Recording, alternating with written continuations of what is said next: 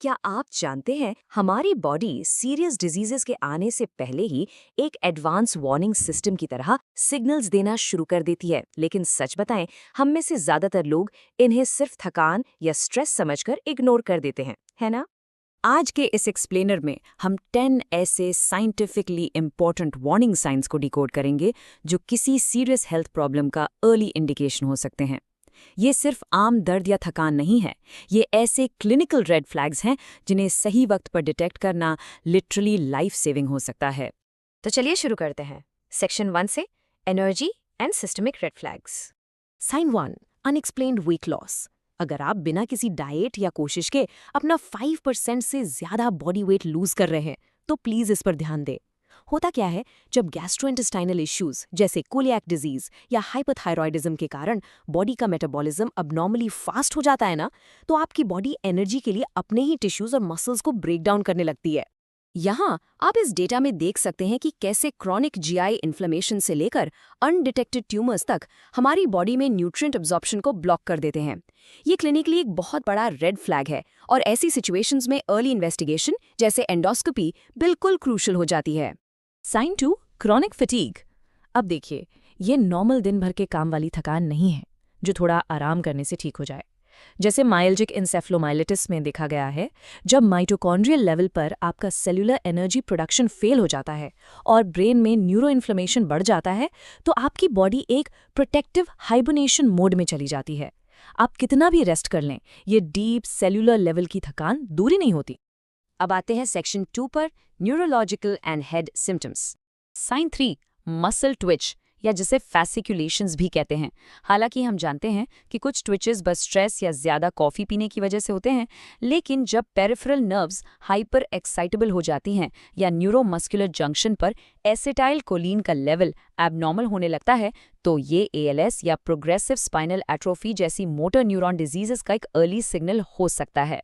देखिए, बिनाइन फैसिकुलेशंस तो एक आम बात हो सकती है, लेकिन जब ये मसल वीकनेस या मोटर यूनिट फिजियोलॉजी में इंस्टेबिलिटी के साथ आते हैं, तब एक प्रॉपर क्लिनिकल और इलेक्ट्रोन्यूरोमायोग्राफी इवैल्यूएशन एब्सोल्युटली ज़रूरी हो जाता है, ताकि किसी भी सीरियस मोटर न्यूरॉन डिजीज को टाइम रहते रूल आउट किया जा सके। Sign 4, headache plus vision changes. एक नॉर्मल सर दर्द और एक सेकेंडरी हेडेक में जमीन आसमान का फर्क होता है।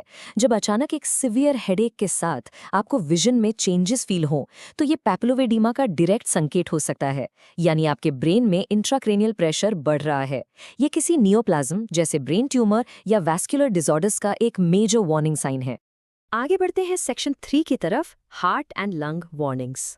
साइन 5, डिजीनेस या चक्कर आना। अगर आपको बार बार ऐसा महसूस हो रहा है कि आसपास की चीजें घूम रही हैं, तो ये सिवियर वर्टिगो हो सकता है। ये तब होता है जब इनर ईयर की वेस्टिबुलर नर्व्स में कोई वायरल इन्फेक्शन हो, या फिर जब ब्रेन में अचानक ब्लड फ्लो ड्रॉप हो जाता है, जिसे मेडिकली हम ऑर्थोस्टैटिक हाइपोटेंशन कहते हैं। तो इस सिम्टम को कभी हल्के में ना लें। Sign 6, poor circulation. अगर आपके हाथ पैर बिना किसी बाहरी ठंड के भी लगातार ठंडे रहते हैं, तो ये डेफिनेटली पुअर ब्लड फ्लो की निशानी है। ये आपके ऑटोनॉमिक नर्वस सिस्टम की डिसफंक्शन या फिर किसी अंडरलाइंग हार्ट कंडीशन जैसे कार्डियोमायोपैथी का एक अर्ली वार्निंग साइन हो सकता है। इसका सीधा सा मतलब है कि आपका हार्ट पेरिफेरल ऑर्गन्स तक ठीक से ब्लड पंप ही नहीं कर पा रहा है। Sign 7, heart palpitations. सोचिए, आप आराम से बैठे हैं और अचानक आपका दिल तेजी से धड़कने लगे। बिना किसी फिजिकल एक्सर्शन के ये सडन इरेगुलर या रैपिड हार्ट बीट आपकी बॉडी में ऑक्सीजन डिलीवरी मिसमैच को दर्शाता है। ये ओकल्ट हार्ट फेलियर का एक बहुत ही सीरियस अर्ली साइन हो सकता है, जो क्लियरली बताता है कि आपका कार्डियोवैस्कुलर सिस्टम इंटरनल स्ट्रेस में है।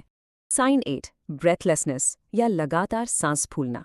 जब ब्रेन के मेड्यूलरी रेस्पिरेटरी सेंटर की ऑक्सीजन डिमांड और लंग्स के मैकेनिकल फंक्शन में एक मिसमैच आने लगता है, जिसे हम न्यूरोमैकेनिकल डिसोसिएशन कहते हैं, तो बिना किसी मेहनत के भी सांस फूलने लगती है। और ध्यान रहे, ये सिर्फ अनफिट होने की निशानी बिल्कुल नहीं है। ये जो परसिस्टेंट डिस्पनिया है ना, ये सिर्फ फिजिकल डीकंडीशनिंग नहीं होती। ये मिसमैच एक्चुअल में pulmonary vascular disease, airway obstruction या क्रॉनिक हार्ट फेलियर की शुरुआत को इंडिकेट कर सकता है। ऐसे केसेस में इसका सही कारण डिटेक्ट करने के लिए कार्डियोपल्मोनरी एक्सरसाइज टेस्टिंग यानी सीपीईटी बहुत क्रिटिकल हो जाता है। अब आते हैं हमारे आखिरी हिस्से पर, section 4, skin and sleep disruptions. Sign 9, skin changes. पता है, हमारी स्किन एक तरह से हमारे इंटरनल ऑर्गन्स का आईना होती है। अचानक स्किन में येलोइश आना क्रॉनिक लिवर डिजीजेस जैसे सिरोसिस को दिखाता है, और शिन यानी पैर के निचले हिस्से पर डार्क पैचेस बनना डायबिटिक डेमोपैथी को दर्शाता है। यहाँ तक कि ब्लड डिसऑर्डर्स और थायराइड इश्यूज भी हमारी स्किन के टेक्सचर को डायरेक्टली और विजिबली अफेक्ट करते हैं। और आखिरी वार्निंग, साइन 10, स्लीप डिस्टर्बेंस। सोते वक्त अचानक सांस रुकना, जिसे हम स्लीप एपनिया कहते हैं, या फिर अचानक बॉडी में सिवियर जर्क्स आना, जिन्हें हाइपनिक जर्क्स कहा जाता है। ये सेंट्रल नर्वस सिस्टम में loss of voltage dependent channels या किसी बड़ी हाइपर एक्टिविटी को दर्शाता है।